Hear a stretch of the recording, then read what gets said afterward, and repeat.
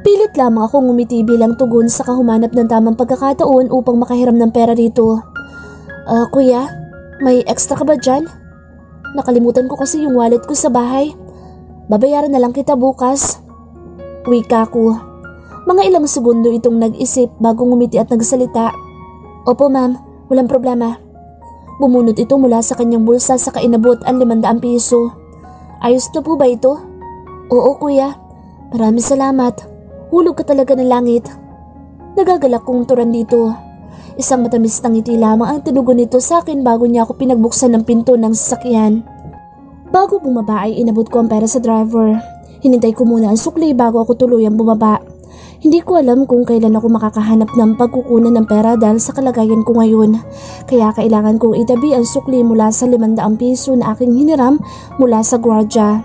Inilalayan ako ng guard hanggang sa tuluyan kami makapasok sa loob ng gusali. Nagmamadali akong naglakad patungo sa elevator.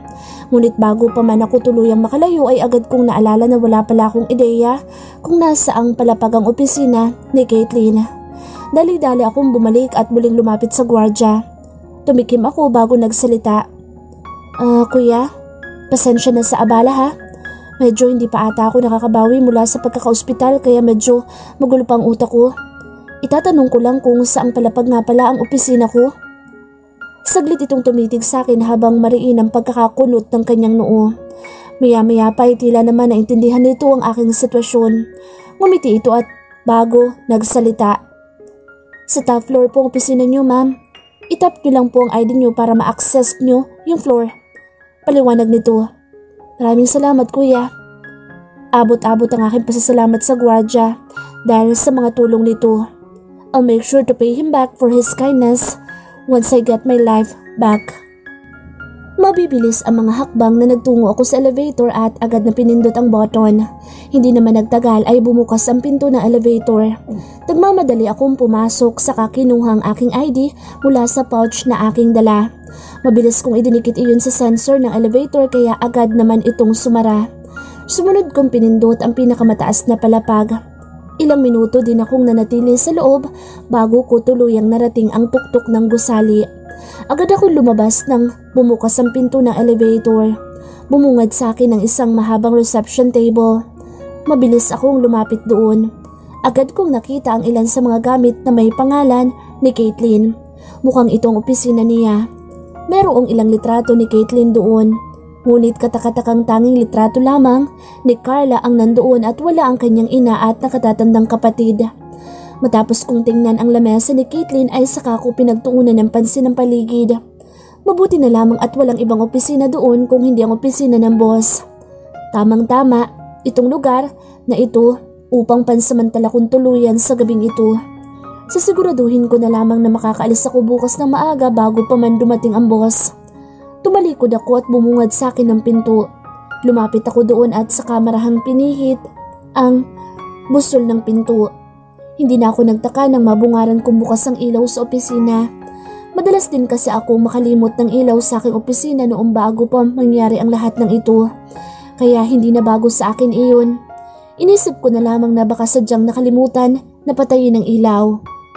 Tumambad sa akin ang malaki at magarang opisina. Sa bandang kaliwa ng silid ay makikita ang malaking executive table habang sa harap nito ay matatagpuan ng 2 single couch na nasa magkabilang parte ng lamesa. Sa may di kalayuan, sa bandang kanan ng silid ay matatagpuan ng mahabang meeting table na mayroong tigta 3 upuan sa magkabilang bahagi ng lamesa. Sa kabilang bahagi naman ng silid ay matatagpuan ng isang mahabang couch at isang maliit na center table. Hindi may pagkakaila ang ganda at karangyaan ng silid na iyon. Halatang bawat gamit na nandoon ay hindi biro ang halaga. Nananabik akong nagtungo papalapit sa sofa, saka pabagsak na humiga doon. I miss my bed. Turan ko nang lumapat ang aking likod sa malambot na sofa. Mahina akong ungol habang ibinabaw ng aking muka sa malambot na upuan. I didn't even try to suppress my excitement, thinking that I had the room for myself. Oh damn, I'm so tired. Wika ko bago umayos ng higa. Kakagising ko pa lamang mula sa 3 buwan na pagkakaratay sa ospital, ngunit pakiramdam ko ay kidami nang nangyari sa akin sa loob lamang ng isang araw. Sa kabila ng mga nangyari, ipinagpapasalamat ko pa rin na kahit papano'y makakapagpahinga ako ng maayos ngayong gabi. Sinimulan kong ipikit ang aking mga mata at sinubukang matulog. Ngunit ilang minuto pa lamang ang nakalilipas nang bigla na lamang magingay ang aking tiyan dahil sa gutom. Nawala na sa isip ko na wala pa nga pala akong kinain na kahit ano simula nang magising ako sa ospital. Bumalikwas ako ng upo sa kaiginalang aking mga mata sa kabuuan ng silid. Labis naman ako nagalak nang dumako ang aking mga mata sa isang maliit na ref na nandoon. Abot-abot ang aking panalangin na sana'y mayroong pagkain sa loob noon. Dali-dali akong lumapit doon at mabilis na hinawakan ng pinto doon. Saglit pa akong pumikit upang manalangin na sana ay may matinong pagkain sa loob noon. Thank you, Lord! Napasigaw ako nang bumungad sa akin ang loob ng ref na punong-puno ng pagkain. Hindi naman siguro nila mapapansin kung babawas ako ng konti dito. Turan ko sa aking sarili. Kumuha ko ng tigkakaunti sa bawat pagkain na nandoon. Sinigurado ko na hindi masyadong halata ang ginawa kong pagbawas. Una kong kinuha ang tray ng lasagna at saka humiwa doon ng kapiraso. Meron din mga cutleries at platitos sa mga gilid ng ref kaya agad ko yung kinuha upang gamitin para sa mga pagkaing aking kinuha. Matapos makakuha ng isang hiwa ng lasagna ay sinunod ko ang pagpitas ng ilang pirasong grapes mula sa bungkus na nandoon. Kumuha din ako ng isang pirasong mansanas at saka ilang pirasong breadsticks. Matapos kong makontento sa aking mga kinuha ay agad ko ipinasok ang lasagna at breadsticks sa loob ng microwave upang iinit. Matapos yun ay agad kong nilantakan ng mga pagkain. Dali-dali kong dinala iyon at ipinatong sa maliit na center table na nasa harap ng malaking sofa. Marahil, sa labis na gutom ay tila dinaanan lamang ng hangin ng mga pagkain kinuha ko. Hindi man lamang tumugal ng 10 minuto ay naubos ko na agad ang mga pagkain. Ay, I'm so full. Turan ko habang hinihimas ang aking tiyan. Dahil sa labis na kabusugan ay agad akong dinalaw ng antok.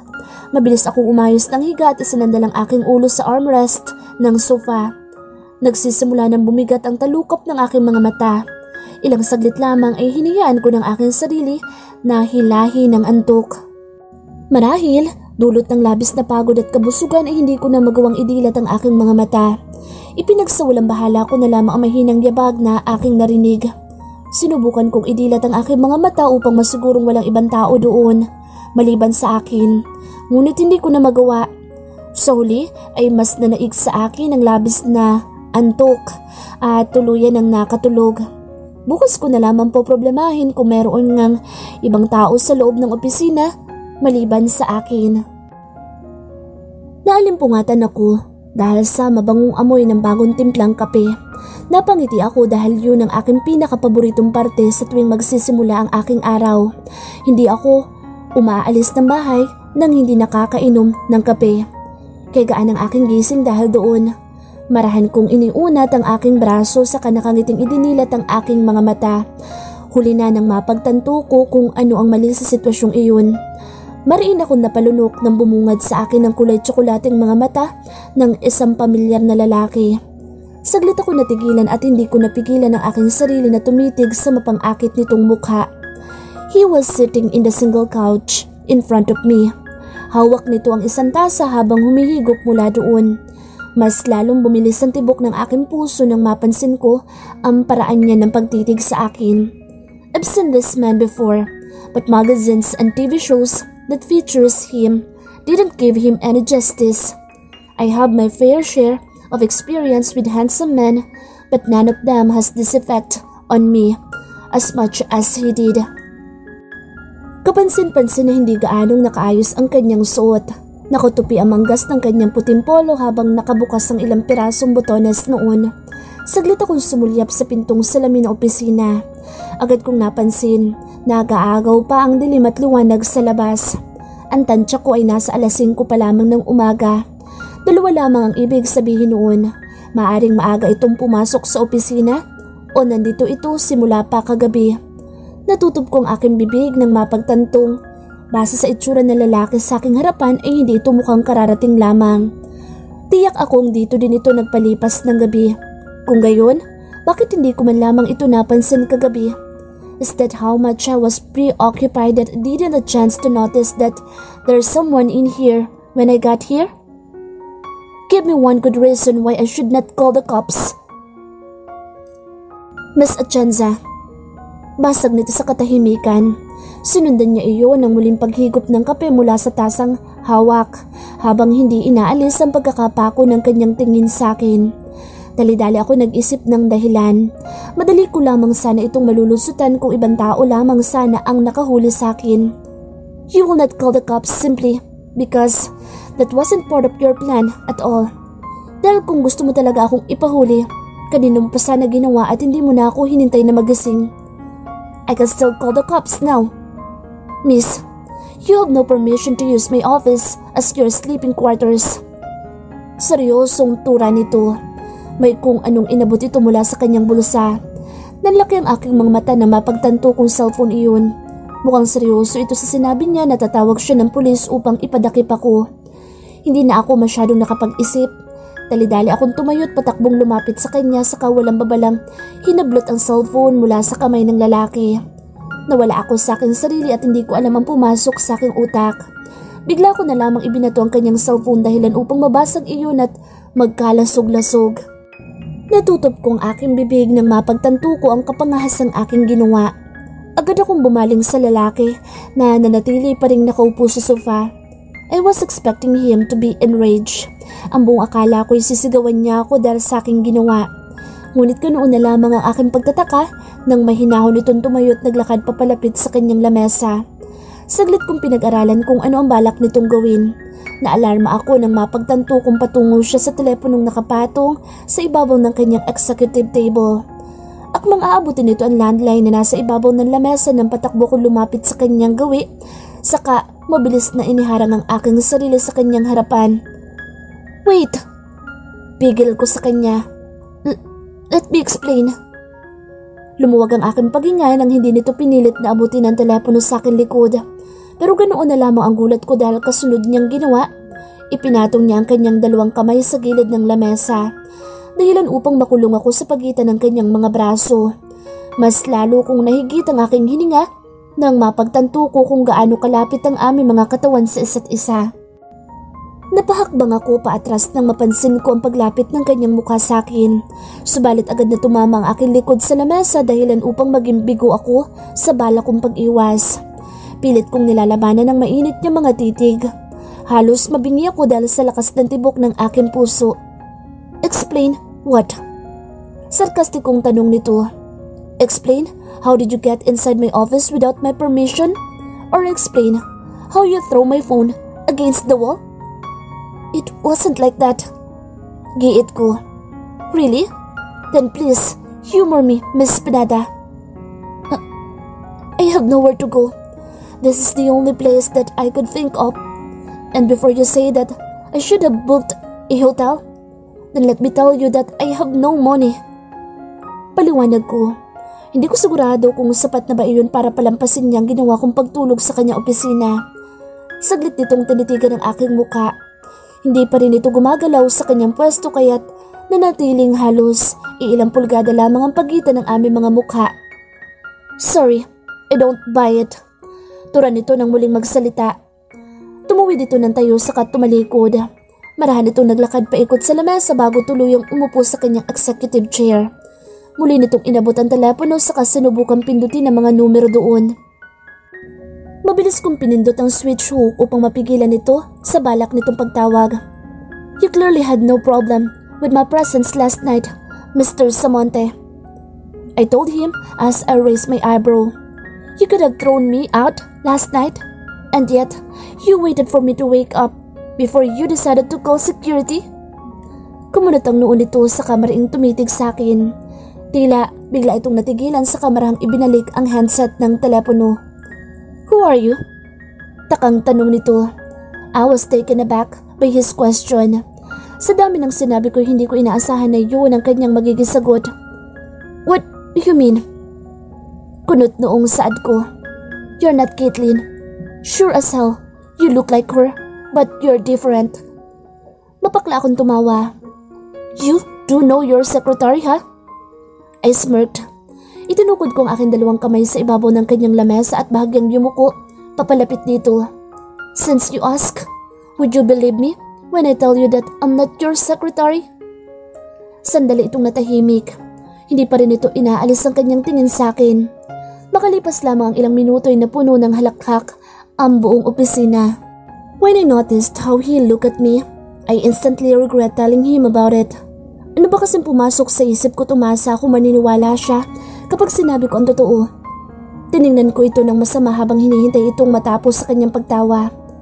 I know something is off, but I can't believe that you try to get away with this by telling me that you're not my secretary. Sarkastikong tura nito. So, who are you then? Princess Diana? Bumuga ako ng malakas na hangin. Saglit akong pumikit upang pakalmahin ang aking sarili. I don't know how can I convince you to believe me, but it is what it is. I can't go back to my family because they thought I am dead, and the family of this body is a mess. I can't stand to stay with them, even just for a night. Wika ko sa kanangihinang bumalik sa mahabang sofa, saka pabagsak na umupo doon. If you still want to call for security, then go ahead. Pinipilit kong magmukhang matapang ngunit sa loob ay abot-abot ang aking panalangin na sana ay hindi niya sundin ang sinabi ko. The last thing I need right now is to be thrown out to jail. Wala nga akong perang pamasahe. Pampiyansa pa kaya? Pigil kong aking hininga habang pinagmamasdan ng kanyang mga kilos. Pasimple akong huminga ng maluwag ng marahaniyang ibaba ang hawak na telepono. Sumandal ito sa kanyang upuan bago pinagsalikop ang kanyang mga daliri, saka tila saglit na inestima ang sitwasyon. Makalipas ang ilang minutong katahimikan ay muli ito nagsalita. Get out. Malamig nitong turan. Bagamat hindi iyon ang inaasahan kong sasabihin niya, hindi ko pa rin maiwasang magtaka. What? Naguguluhang saad ko. I'll take what happened to you into consideration. Your mind might still be hasty from the coma. So once again, I will let this slide. You've been an efficient secretary right before the accident, so I'll just take this as one of your post-coma episodes. I won't call the security but I don't want this to happen again. Come back when you're feeling better. Paliwanag nito sa muling ibinalik ang kanyang tingin sa hawak niyang papel. You may take your leave, now. Nais ko pa sanang kumbinsihin ito ngunit na pag-isip-isip kong mabuti na ito kaysa ipatapon niya ako sa kulungan dahil sa pagpasok ko sa kanyang opisina nang walang paalam. Bagsak ang balikat ako lumakad pabalik sa mahabang sofa upang kunin ang aking pouch. Hindi ko ito maaaring iwan dahil ito lamang ang tanging bagay na meron ako ngayon. Matapos ko makuha iyon ay saka ako lumakad patungo sa pinto. Muli ko sinulyapan ang lalaking abala sa pagbabasa ng papel nitong hawak bago ako tuluyang lumabas ng silid. Mag-aalas 6 pa lamang ng umaga ngunit meron nang naglilinis sa palapag na iyon. Good morning, Ma'am Caitlin. Nakangiting bati sa akin ng janitor. Isang pilit na ngiti lamang ang aking itinugon dito. Saka dali-daling pinindot ang elevator. Ilang segundo lamang ang lumipas ay bumukas na iyon. Mabilis akong pumasok sa loob saka pinindot ang pinakaunang palapag. I have nowhere to go. That's why I decided to stay on the lobby. May malaking couch sa may lobby kaya nagdesisyon akong doon muna magpalipas ng oras habang pinaplano ko ang susunod kong gagawin. Bala kong hintayin si Alan upang sa kanya humingi ng tulong. Umupo ako sa mahabang sofa saka inabot ang isang bungkus ng dyaryo. Halos ilang oras din ako naghintay doon nang matanaw ko ang pamilyar na imahe na papasok sa loob ng gusali. It was Jacob with that annoying smirk on his face. I know that look. He was here not for business but to gloat. What is he doing here? Hindi nagtagal ay nakita kong bumaba si Sandro. Ang lalaking kanina lamang ay kausap ko. Madilim ang mukha nito at tila hindi maganda ang kanyang timpla. Mas lalong dumilim ang mukha niya nang harangin siya na Jacob. Lumalim ang pagkakakunot ng aking noo dahil sa pagtataka. Anong ginagawa ni Jacob dito at anong kailangan niya kay Sandro? Gamit ang dyaryo ay pasimple ko iyong itinakip sa aking muka. Marahan ako lumapit sa kanilang gawi upang marinig ang kanilang pinag-uusapan. Good morning, Mr. Samonte. Nakangising bati ni Jacob kay Sandro. What are you doing here? Malamig na tugon ni Sandro. Why so grumpy? Asar pa nito. Actually, I am here to invite you for breakfast. Don't worry, it's my treat. I'm busy. Wika ni Sandro sa katinangkang lampasan ito. Ngunit paagap na naiharang ni Jacob ang kanyang sarili sa harap nito. Don't be like that. Come on, let's celebrate my victory. Saad nito sa kasinundan ng mapang-asar na tawa. You should congratulate me. Prime Construction and Development Corporation will be the one handling the newest and biggest entertainment complex in Dubai. With this, we will put the Samoti Construction Corporation out of business. Sinadya pa nitong lakasan ng kanyang boses upang marinig ng mga taong nandoon sa lobby. Hindi naman ito nabigo dahil nakuha nitong atensyon ng mga taong nandoon. Kitang-kita ko ang pag-igting ng panga ni Sandro dahil sa galit. Mariin din ang pagkakakuyom ng kanyang kamao na tila ba anumang oras ay maaring lumapat sa mukha ni Jacob. I've never seen this side of Jacob. Noong mga panahon na kasama ko ito ay tila isa itong maamong tupa na parati ay nakabuntot sa akin. Wala itong alam sa negosyo kaya kahit ang pamilya niya ay hindi ito pinagkatiwala ang humawak ng kanilang kumpanya. Pakiramdam ko tuloy ibang tao ang nasa harap ko ngayon. Bigla tuloy ako napaisip kung ibang tao nga bang nakikita ko ngayon o baka naman ito talaga ang tunay na Jacob. And whose proposal did you use in order to close the deal? Jacob, I'm sure as hell it's not yours. Dahil parehas nating alam na wala kang kwenta pagdating sa negosyo. Wika na Sandro sa kangumisi. I wonder, sino na naman kayang napakamalas na nahulog sa patibong mo? Who did you trick this time? Kitang-kita ko ang pagbabago ng mukha ni Jacob. Mukhang napiko nito dahil sa huling tinura ni Sandro. Akmang muli pa itong magsasalita ngunit mabilis na itong nilampasan ni Sandro. Hindi na ito pinagtuunan ng pansin ang pagtawag nito sa kanya. Tila biglang naging malinaw sa akin ang lahat. Iisa lang ang ibig sabihin kung bakit nakuha ni Jacob ang project na iyon. I was working my ass off in order to create that proposal to our client in Dubai. I had no idea that Jacob would take credit on something that he didn't even work on. Dugot pawis ang pinuhunan ko para sa proposal na iyon. Hindi ako makapapayag na ganun-ganun na lamang niya na nakawin sa akin iyon. Mas lalo lamang tumindi ang galit ko para sa aking dating kasintahan.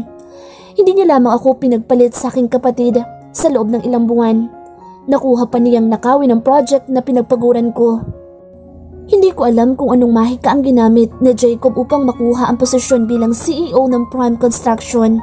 Pero gagawin ko ang lahat upang hindi mapunta sa kanya ang pinaghirapan ng aking ama. Ngayon ay malinaw na sa akin ang dapat kong gawin. May ideya na rin ako kung paano makukumbinsi si Sandro na tulungan ako sa balak kong pagpapabagsak kay Jacob. Hintayin niyo lang ang pagbabalik ko. Sisiguraduhin kong walang matitira sa inyo kahit na ano. Lakad takbo kong sinundan si Sandro palabas ng gusali. Hindi ko alam kung anong oras siya babalik kaya mas mabuti nang sulitin ko ang pagkakataon. Walang kasiguraduhan kung kailan ko ulit makakausap ito. Saglit din akong huminto nang tumigil ito sa harap ng gusali habang paparada ang kanyang sakyan sa kanyang harapan. Binuksan ng gwardiya ang pinto para rito. Agad kong kinuha ang pagkakataong iyon. Mabilis akong tumakbo papalapit sa sakyan at buong lakas na itunulak si Sandro papasok sa loob bago ako dali-daling sumunod. What the hell are you doing? Kitang-kita ko ang gulat sa kanyang mukha. Marahil ay hindi niya inaasahang makikita niya akong muli sa kabila ng banta niya kanina sa akin bago ako umalis ng kanyang opisina. I need to talk to you. Kalmadong tugon ko. Get out of my car! Galit nitong Saad. Miss Caitlin, bumaba na po kayo ng sakyan bago po magkagulo. Tura ng driver. I only need 5 minutes of your time. Hear me out first before you decide to kick me out again. Kumpiyansang turan ko. Emil, please have her removed from my car. Malamig nitong turan bago umayos ng upo. Unti-unti nang nauubos ang pasensya ko dahil sa kasungitan na lalaking ito. I'm not used to defiance. Sanay akong nasusunod lagi ang gusto ko. But I can't let my feelings get the best out of me. Sa ayaw ko man at sa hindi, kailangan ko ang masungit na lalaking ito upang magtagumpay sa aking plano. Sinundan ko ng tingin ng driver habang naglalakad ito patungo sa kaluwang bahagi ng sakyan kung saan ako nakaupo. Mabilis akong kumilos upang ilak ang pinto. Sumunod kong inabot ang pinto sa may driver's side at yun naman ang nilak ko. Nasaksak na ang susi kaya hindi na magawa ng driver na buksan ang pintuan ng sakyan mula sa labas. "You are fired, Miss Pineda!" Galit na sigaw na Sandro. "If you want to fire me, fine, do it. But please hear me out. 5 minutes, that's all I need." Ilang segundo itong nanahimik habang matalim ang pagkakatitig sa akin. My eyes widen when he slowly leaned closer to me until our faces are inches away from each other. Hindi ako agad nakakilos dahil sa pagkabigla. Ang buong akala ko'y hahalikan niya ako. I don't know what gotten into me but the idea of his lips against mine excites me. Kaya naman ganoon na lamang ang aking pagkadismaya nang hindi iyon nangyari. Inabot lamang pala ni Sandro ang button ng bintana at pinindot iyon. Maya-maya pa'y bumukas ang salamin ng bintana. "Give us a minute." Wika nito sa driver na nakatayo sa labas ng sakyan. Tumango naman ang lalaki bilang tugon. Ilang saglit pa'y umayos ito ng pagkakaupo saka sumandal sa upuan. "Your time is tickling," he said. Saka lamang ako nakahinga ng maluwag nang sumang-ayong ito. Humugot muna ako ng isang malalim na hininga bago sinimulang ipaliwanag ditong aking plano. "You want to get the Dubai project, right?" Umpisa ko. "How did you know about that project?" Takang tanong nito. "It doesn't matter where I got that information. What's important here is how much you wanted to get that project. And what if I do? What are you suggesting?" he asked curiously. "I can help you steal that project." Kumpiyansang tugon ko. He chuckles in disbelief. "You need to see a doctor. Your thumb is up." "Wait." Maagap kong pigil sa kanya. "Prime Construction has already signed a contract with them, right? Kung ganun, wala na mawawala sa iyo kung hayaan mong gawin ko ito. As a matter of fact, you have a lot to gain when this plan works." Giit ko. "Paano mo naman balak gawin yun? What do you know about this project? You didn't even know a thing about my proposal." Tila hindi pa rin ito kumbinsido. "I may know nothing about your proposal, but I know the neat and grit of Prime Construction's proposal." Bakas ang gulat sa mukha nito. Ngunit hindi kagaya ng una. Alam kong kahit papaano ay nakukumbinsi ko na siyang maniwala sa akin. "And you know that because I know this is hard to believe but I'm Heidi Pineda. I know about that proposal because it was me who made it with my sweat and blood. And I am furious knowing that the man I love and trusted is taking credit for something that I worked hard for." Inis kong paliwanag. Saglit itong napatitig sa aking muka. Hindi ko alam ngunit tila mayroong nagbago sa paraan niya ng pagtitig sa akin. Pigil ko ang aking hininga habang hinihintay ang kanyang magiging sagot. Bigla tuloy akong nagsisi kung bakit ko pa sinabi sa kanya ang tungkol doon. Everything is going smoothly and I truly believe that I somehow convinced him to accept my offer. Ngunit wala akong ibang maisip na maaaring isagot sa kanyang tanong. Makalipas ang ilang minuto nitong pananahimik ay tumuwid ito ng pagkakaupo, saka dumiretso ng tingin. Kasunod noon ay inabot nito ang lock ng pinto saka iyon binuksan. Kasunod niyang binuksan ang bintana sa kanyang tapat. "Let's go." Tura nito sa driver na nakatayo sa gilid niya. "Yes sir." Mabilis naman itong tugon sa kadali-daling pumasok sa loob ng driver's seat. Bagsak ang balikat ako napatingin sa aking kamay na nasa ibabaw ng aking hita. Bigo akong makumbinsi ito. Napabuga muna ako ng hangin bago akmang bubuksan ang pinto ng sakyan upang bumaba. Ganoon na lamang ang aking pagtataka nang biglang mag-lock ang pinto ng sakyan. Mabilis ako napalingon sa kanyang gawi.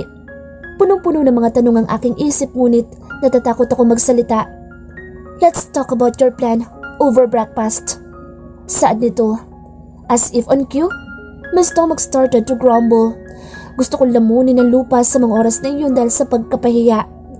Kitang-kita ko ang pagbaba ng kanyang tingin sa akin tiyan. I cleared my throat and looked away to save myself from shame. Mahigpit kong ipinulupot ang aking mga braso sa aking tiyan upang kahit papaano'y maitago ang pagwawala ng aking sikmura. Bumaling ako ng tingin sa labas ng bintana upang itago ang aking pagkapahiya. "Bring us to the nearest restaurant." Utos dito sa driver. Mabilis naman itong tumango bilang pagsang-ayon. Hindi ko mapigilang mapanguso dahil sa inis. Kung bakit naman kasi ngayon pa naisipan ng tiyan ko na magpapansin. Gusto ko na lang kainin ako ng lupa.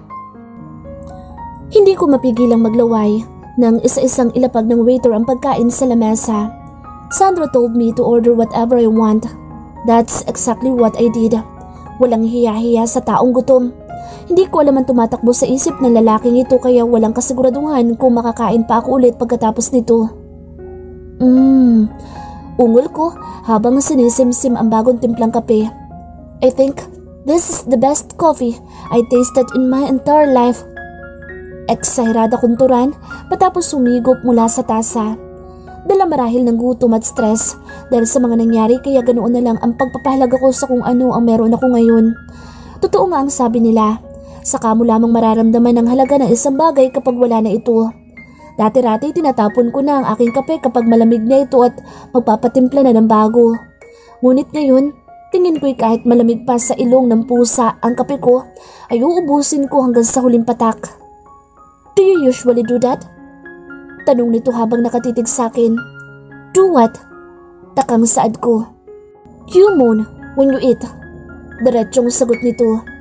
Muntik na ako masamid dahil sa kanyang sinabi. No, I don't. Mariin kong tanggi. Now that he mentioned, I really do moan whenever I like the food. I often happen since I was a picky eater. But given my situation right now, I have been appreciating every food that goes inside my mouth. Yes, you do. Nakataas ang isang kilay nito na tila hindi naniniwala sa aking sinabi. Nakagat ko ang aking pang-ibabang labi nang maalala ko ang ginawa ko kagabi. Ibig sabihin ay talagang nandoon na siya sa opisina nang dumating ako. You already knew I was there last night. And yet, you waited until morning before you decided to kick me out. Saad ko. Pilit kong inililihis ang paksa tungkol sa gawi ko tuwing kumakain. How can I? When you're too busy eating my food in the office. I was about to confront you after you ate but it didn't take long before you doze off. Paliwanag nito. Umismid ako sa kangumuso. I'm not sure if you're kind or what. I'm far from being kind, Miss Atienza. In fact, I'm ruthless. And what I hate the most are cheaters and liars. Napatas ang aking kilay dahil sa huli niyang tinuran. If he hates liars, then I despise people accusing me of something I'm not. Umayos ako ng pagkakaupo sa kabuong tapang na nilabanan ang matalim niyang mga tingin. We both know that I'm none of those, Mr. Samonte. Because if you truly believe that I am a liar, we won't be having this conversation, right? Throwing you out to jail hasn't gone off the equation. I'm still thinking about it, Caitlin. Wika nito sa kasunundan iyo ng mapang-asar ng ngisi. I'm telling you, I can help you get that project. Pilit kong kumbinsi sa kanya. I'll be the judge of that. Finish your food, then we will talk. Utos nito saka muling ibinalik ang atensyon sa pagkain.